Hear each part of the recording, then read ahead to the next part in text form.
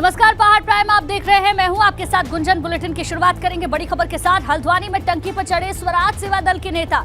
Office में अधिकारियों के नाम मिलने पर टंकी पर चढ़े हैं। 3 घंटे तक टंकी पर चढ़े रहे। वीडियो ऑफिस में अपनी मांगों को लेकर यह प्रदर्शन किया गया है। अधिकारियों के नाम मिलने पर टंकी पर चढ़कर प्रदर्शन कर रहे हैं। देखिए वो तस्वीर भी हम आपको दिखा रहे हैं।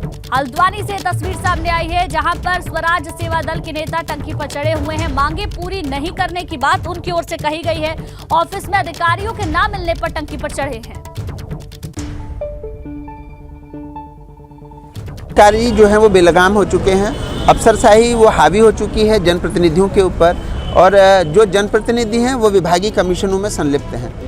और जब विभागीय अधिकारियों से वो कमीशन लेंगे तो क्या ये काम करेंगे। मैं जब आज ब्लॉक में गया, पहले से कार्यक्रम लगा हुआ था और वहाँ पर मौके पर कोई भी मौजूद नहीं था। बाल विकास अधिकारी और ग्राम विकास अधिकारी सभी में कोई नहीं था। मैंने पता करा तो पता चला मीटिंगों में, और पता चला उनकी कोई मीटिंग ही नहीं है। कमिश्नर साहब कहीं हैं और तमाम जिले के आला अधिकारी कहीं, और उनकी मीटिंग कहाँ थी। और ये लोग भ्रष्टाचार में पूर्ण रूप से संलिप्त हैं। ऐसे आला अधिकारी जो हैं भ्रष्ट अधिकारी, इनको तत्काल प्रभाव से निलंबित करना चाहिए और करना पड़े। आगे बढ़ते अगली खबर, जहां अंकिता भंडारी हत्याकांड में एसआईटी की जांच पूरी हो चुकी है। ADG law and order V Murugesan का बयान सामने आया है।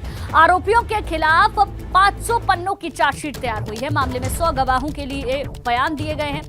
सोमवार को कोर्ट में अब चार्जशीट दाखिल की जाएगी। तो ये बड़ी जानकारी आपको दे दें, अंकिता भंडारी हत्याकांड से जुड़ी हुई एसआईटी की जांच पूरी हो चुकी है। ADG law and order V Murugesan का बयान भी सामने आ चुका है। हमारा फर्दर इन्वेस्टिगेशन भी जारी रहेगा नार्को टेस्ट, पॉलीग्राफ टेस्ट के और कुछ और पॉइंट्स पे। पीओ कार्यालय में जाएगा, प्रोसिक्यूशन ऑफिस में जाएगी, मोस्ट प्रोबब्ली मंडे कोर्ट में दाखिल हो जाएगा। विधानसभा में बैकडोर एंट्री मामले में 228 कर्मचारियों पर गाज गिरी थी। इस मामले पर पूर्व सीएम हरीश रावत ने ट्वीट कर सरकार पर निशाना साधा। हरीश रावत ने अपने ट्वीट में लिखा कि सिर्फ नियुक्ति पाने वाले ही दोषी क्यों, नौकरी दिलाने वाले क्यों नहीं। इसके साथ ही हरीश रावत ने ट्वीट में लिखा कि नियुक्ति देने वाले आज भी मंत्री बने बैठे हैं।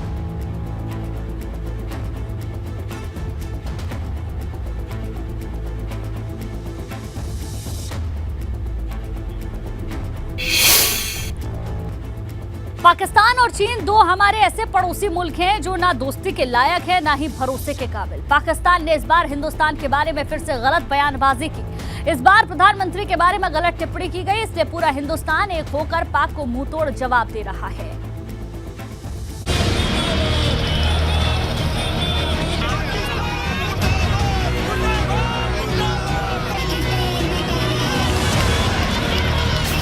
ये गुस्सा पाकिस्तान के खिलाफ है।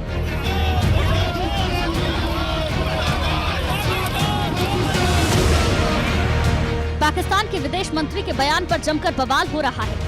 देहरादून में भाजपा कार्यकर्ता सड़क पर उतर आए और पाकिस्तान के खिलाफ प्रदर्शन किया। पाकिस्तान आतंकवादी संरक्षण देश के रूप में पूरे देश के पूरे विश्व के पहचाना जाता है। और आप कल्पना करिए, जो विश्व के शांति का संदेश दे रहा हो, ऐसे देश के प्रधानमंत्री नरेंद्र भाई मोदी के खिलाफ उनका बयान एक प्रकार से उनकी बौखलाहट को सिद्ध करता है। भारत के महानायक के बारे में जिस तरीके से टिप्पणी की है, आतंकवाद की जननी पाकिस्तान, जिस पाकिस्तान में आतंकवाद, जिस पूरे विश्व ने जिस पाकिस्तान को आतंकवादी घोषित कर दिया है, वो पाकिस्तान आज भारत के प्रधानमंत्री पर एक अभद्र टिप्पणी कर अपनी बौखलाहट के अलावा किसी और चीज का प्रदर्शन नहीं। जिस तरह से पाकिस्तान के विदेश मंत्री ने प्रधानमंत्री मोदी पर अमर्यादित टिप्पणी की है, लोग उससे बेहद नाराज हैं। बिलावल भुट्टो के बयान के विरोध में भाजपा ने आक्रोश रैली निकाली।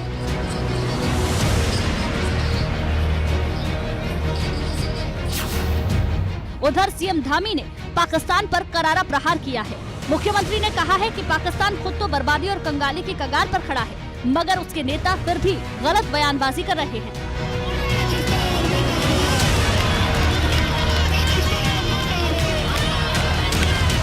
इस प्रकार का बयान जहां 135 करोड़ भारतवासियों का अपमान है, वहीं पाकिस्तान की जो अंदरूनी राजनीति है, पाकिस्तान जो खोखला होता जा रहा है, बर्बादी के कगार पर खड़ा है, वो अपने पाकिस्तान के अंदर इतनी बातों का ध्यान दिया होता तो उन्हें इस प्रकार का बयान नहीं देना पड़ता। हम बिलावल भुट्टो जैसे लोगों का नाम भी नहीं लेना चाहते। पाकिस्तान के खिलाफ गुस्से की आग पूरे देश में फैल चुकी है। लोग पाकिस्तान के खिलाफ अपना गुस्सा जाहिर कर रहे हैं। एबीपी गंगा के लिए देहरादून से पंकज राणा की रिपोर्ट।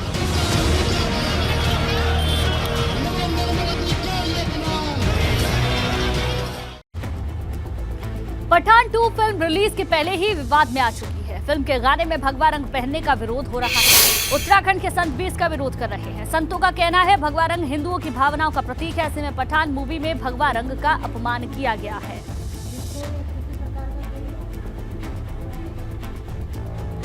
ये फिल्म रिलीज नहीं होनी चाहिए। आप बनाइए फिल्में दूसरे किसी रंग के कपड़ों में बनाइए। आपके पास काले कपड़े हैं, पीले हैं, लाल, हरे हैं, नीले हैं, आपको भगवा ही क्यों दिखाई दे रहा है? तो इसलिए ये भगवान के साथ छेड़छाड़ है। मैं तो इसका विरोध करती हूँ। केदारनाथ धाम में दूसरे चरण के निर्माण का काम चल रहा है। चिनूक हेलीकॉप्टर से निर्माण सामग्री पहुंचाई जा रही है। इसी के लिए वायुसेना के 2 हेलीकॉप्टर भी लगाए गए हैं।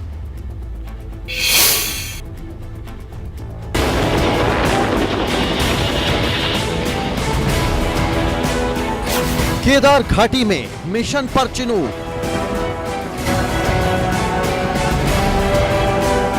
हेलीकॉप्टर से पहुंचाई जा रही निर्माण सामग्री।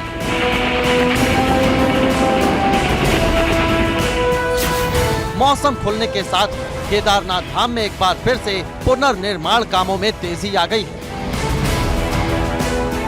केदारनाथ धाम में दूसरे चरण के पुनर्निर्माण काम चल रहे हैं, जिसके लिए वायुसेना के 2 चिनूक हेलीकॉप्टर की मदद से निर्माण सामग्री पहुंचाई जा रही है। 2 चिनूक हेलीकॉप्टर भारी सामान को गौचर हवाई पट्टी से केदारनाथ धाम पहुंचा रहे हैं। केदारनाथ में इस समय करीब 400 मजदूर काम में जुटे हुए हैं। सुबह और शाम के समय तापमान काफी गिर रहा है, मगर फिर भी मजदूर काम में जुटे हुए हैं। देखिए, करीबन पिछले 1 माह से जो हमारे हेवी ट्रस मटेरियल आदि जो लोहे का सामान है वो चिनूक के माध्यम से हम केदारनाथ धाम में पहुंचा रहे हैं गौचर से, और अभी तक करीबन 300 टन सामान पहुंच चुका है और 100 से 150 भी अवशेष है। और निश्चित तौर पे आने वाले जो यात्रा सीजन है उसमें और जो हमारा अभी काम चल रहा है उसमें इससे गति मिलेगी। चिनूक हेलीकॉप्टर के जरिए केदारनाथ धाम में अब तक करीब 350 टन निर्माण सामग्री पहुंचाई जा चुकी है, जबकि 300 टन निर्माण सामग्री और पहुंचाई जाना बाकी है।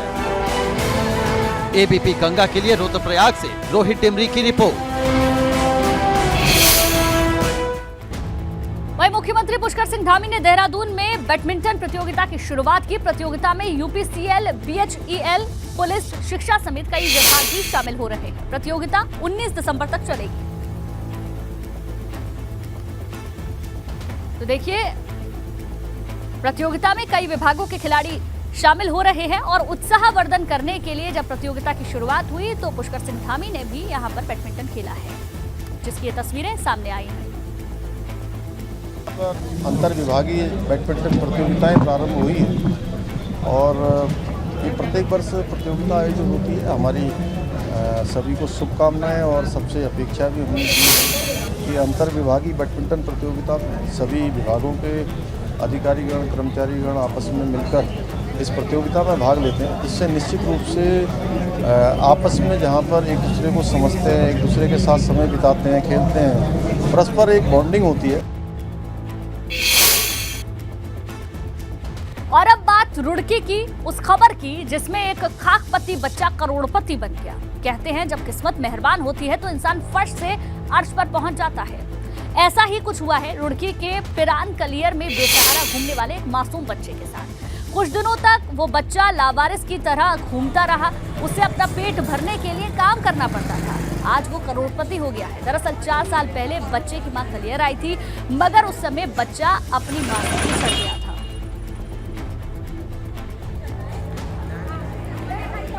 कलियर किस तरीके से किस्मत कनेक्शन इस मासूम का यहाँ सामने आया है वो हम आपको बता रहे हैं। परिवार ने काफ़ी खोजबीन की मगर बच्चे का कोई सुराग पहले नहीं लग पाया। ये बच्चा पिरान कलियर में दुकानों पर काम कर लावारिस की तरफ भटक रहा था, मगर बच्चे का दूर का रिश्तेदार एक दिन कलियर आया तो उसने उसे पहचान लिया। बाद में मामले की जानकारी पुलिस को दी गई। जांच के बाद ये पता चला कि ये बच्चा सहारनपुर जिले के पडौली गाँव का रहने वाला है। इसके दादा ने अपने पोते साहजेब के नाम करोड़ों रुपए की वसीयत कर रखी है।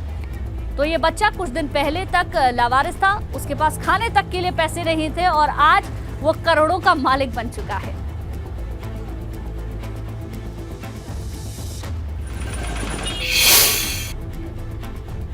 चलिए आगे बढ़ते हैं। रामनगर में एक हाथी आबादी वाले इलाके के करीब आ गया, जिससे लोगों में अफरा तफरी मच गई। इस दौरान लोग हाथी से जान बचाकर भागते हुए नजर आए।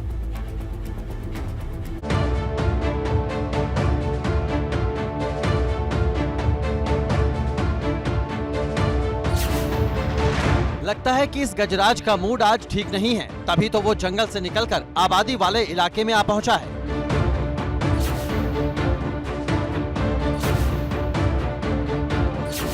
तस्वीरें रामनगर की हैं, जहां एक हाथी छोई गांव के पास आ पहुंचा, जिससे मौके पर अफरा तफरी मच गई। हाथी को देखकर रोड पर खड़े लोग अपनी गाड़ियां लेकर उल्टे पांव लौटने लगे।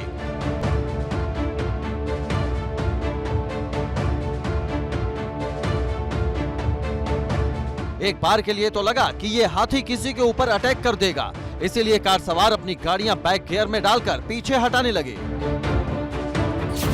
मगर फिर गजराज का मूड अचानक बदलता है और वो गांव की तरफ मुड़ जाता है। गनीमत रही कि इस हाथी ने किसी को नुकसान नहीं पहुंचाया। एबीपी गंगा के लिए रामनगर से दानिश खान की रिपोर्ट। आगे बढ़ते टिहरी पहुंचे पर्यटन मंत्री सतपाल महाराज ने करीब 12.5 करोड़ की योजनाओं का शिलान्यास और लोकार्पण किया। इसके साथ ही पर्यटन मंत्री ने बांध विस्थापित परिवारों को कोलेट्रल डैमेज पॉलिसी के तहत मुआवजे के चेक भी दिए। इस दौरान सतपाल महाराज ने कहा कि टिहरी को वर्ल्ड क्लास डेस्टिनेशन बनाया जाएगा। विस्थापितों को तो पैसा मिलेगा और निश्चित रूप में वो अपने आगे बढ़ पाएंगे, अपने को स्थापित कर पाएंगे। उसके लिए हमारे प्रयास जारी हैं। और यहाँ पर मैं एक बात और कहना चाहता हूँ कि हमने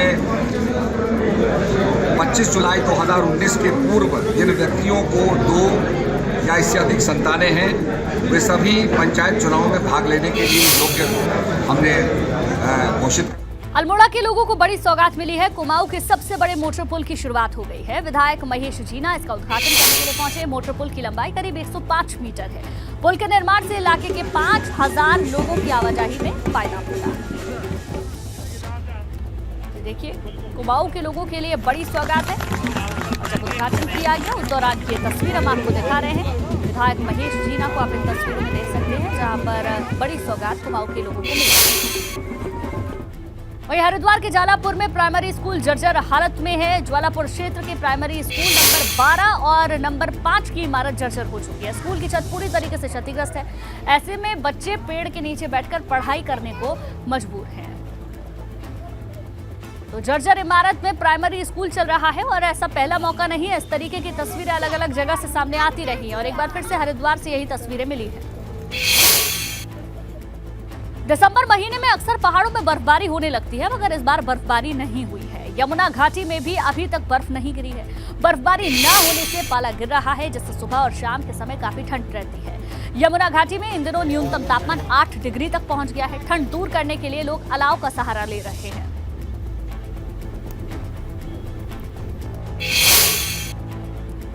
वहीं पौड़ी जिले में पलायन की रोकथाम के लिए सर्वे का काम चल रहा है। जिले के सभी 15 ब्लॉक में ये सर्वे करवाया जा रहा है। सर्वे टीम ये पता लगा रही है कि लोगों के पलायन की मुख्य वजह क्या है। आपको बता दें, जिले के 91 गांव में 50% आबादी पलायन कर चुकी है, जबकि 50% आबादी ही गांव में निवास करती है। तो पलायन को लेकर सर्वे किया जा रहा है। पौड़ी से खबर आपको बता दें और उससे जुड़ी हुई जानकारी भी जुटाई जा रही है।